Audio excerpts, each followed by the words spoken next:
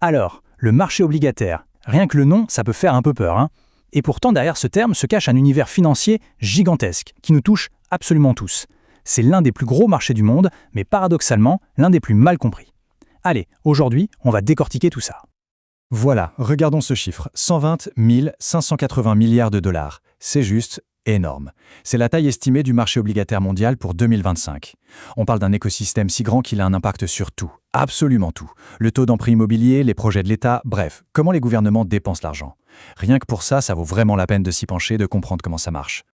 Ok, alors pour s'y retrouver, on va y aller étape par étape en 5 points. D'abord, on va voir les bases. Qu'est-ce que c'est que ce marché de la reconnaissance de dette? Ensuite, on parlera de l'effet de balancier, un truc crucial. Troisième point, comment on mesure le risque. Puis, on verra comment ce marché peut prédire l'avenir de l'économie.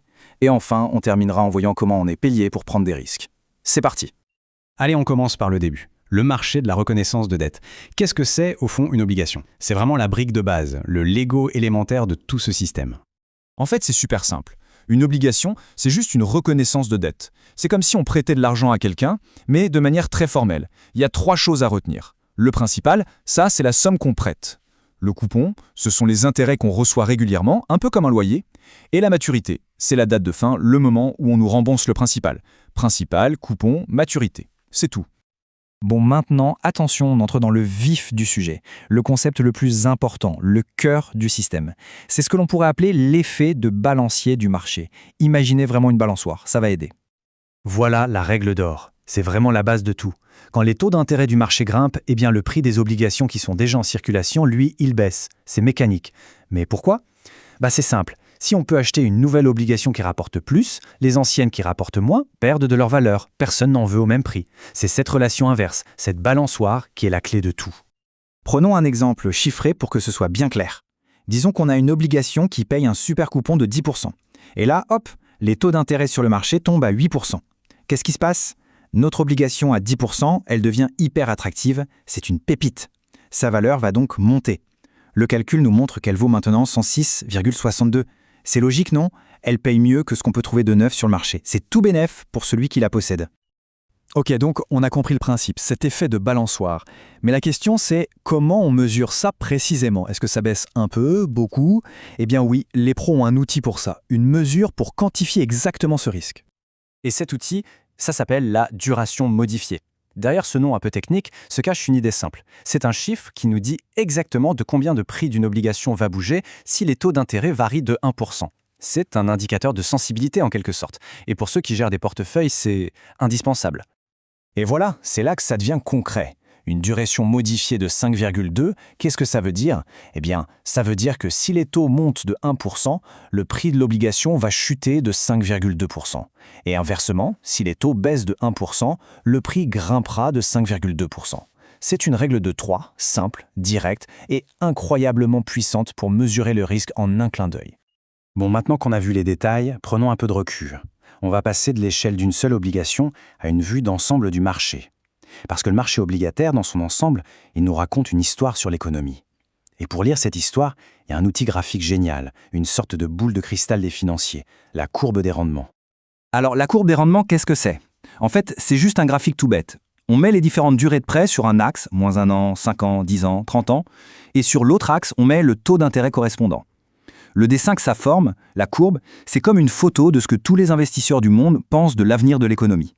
C'est la sagesse collective du marché en une seule image. Et cette courbe, elle peut avoir 3 formes principales. D'abord, la forme normale. Elle monte, ça veut dire que prêter à long terme rapporte plus qu'à court terme. C'est un signe que l'économie est en croissance, tout va bien. Parfois, elle est plate. Là, c'est le doute, l'incertitude, on ne sait pas trop où on va. Et puis, il y a la troisième forme, la plus célèbre, la courbe inversée. Quand elle descend, c'est-à-dire que les taux à court terme sont plus élevés que les taux à long terme. Et ça, historiquement, c'est un signal d'alarme. C'est l'un des meilleurs indicateurs avancés d'une récession à venir. Et justement, fin 2025, on a un truc un peu bizarre. Une anomalie. La courbe n'est ni normale, ni plate, ni inversée. Elle a une forme de swoosh, comme la virgule de Nike. Qu'est-ce que ça peut bien vouloir dire? Eh bien, ça signifie que le marché s'attend à ce que les taux baissent à court terme, avant de remonter plus tard. C'est un scénario assez complexe, qui montre que les investisseurs sont partagés et qu'ils anticipent plusieurs phases dans l'économie à venir.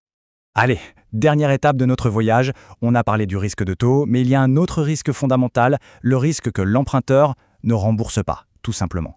C'est le risque de crédit. Évidemment, plus on prend ce risque, plus on doit être récompensé.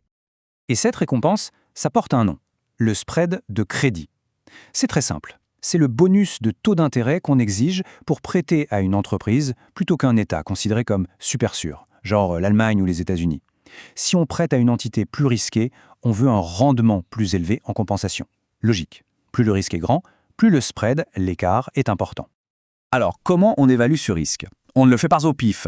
Il y a des arbitres, les agences de notation comme S&P ou Fitch. Elles donnent des notes aux emprunteurs. Grosso modo, il y a deux grandes familles. D'un côté, l'investment grade, la catégorie des bons élèves, les emprunteurs solides, et de l'autre, speculative grade ou high yield, la catégorie des plus risqués, mais qui payent potentiellement beaucoup plus. Et si on regarde les chiffres pour 2025, c'est intéressant. Le spread pour les entreprises de bonne qualité, investment grade, est de 88 points de base, c'est-à-dire 0,88% de plus qu'un emprunt d'État. Et ce chiffre, il est à un plus bas depuis 15 ans. Qu'est-ce que ça nous dit ? Ça nous dit que le marché est très confiant. Les investisseurs ne voient pas beaucoup de risques de faillite pour ces grandes entreprises en ce moment. Voilà, maintenant on a les clés. La duration pour le risque de taux, la courbe des rendements pour les prévisions économiques et les spreads de crédit pour le risque de défaut. La grande question maintenant, c'est qu'est-ce que tout ça nous dit pour l'avenir ?